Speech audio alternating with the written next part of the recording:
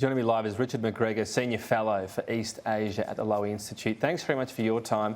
Just reflecting on the significance of this change, because this was brought in, Deng Xiaoping brought in the limitations on terms to not repeat what he saw essentially as the cult of Mao. Are we entering the cult of Xi now?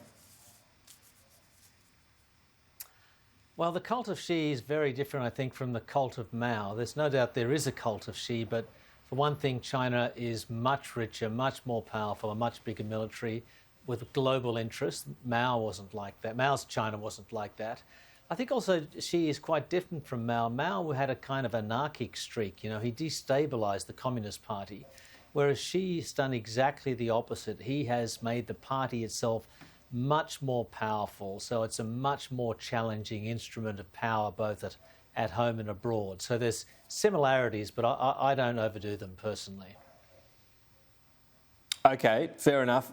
In terms of this change, though, I suppose, the third term's been secured. There's been so much commentary in the lead up to this that various things, whether it be some of the Chinese aggression in the South China Sea or zero COVID policy, whatever it might be, that everything had to be going swimmingly for President Xi to make sure he got this third term. Does he relax a little bit now, or is this now having the power to use how he would like to?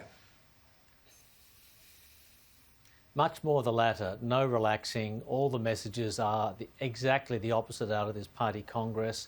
The first thing, you mentioned Mao previously. Even Mao always had opponents within the leadership. Xi now has basically none.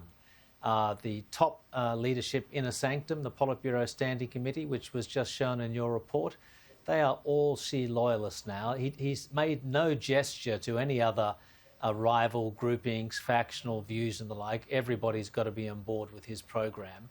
And I think his speech says it's all shoulders to the wheel. They're going to step up and accelerate. Doesn't mean they can actually do what they want to do, particularly with the economy in trouble, but there's no relaxation.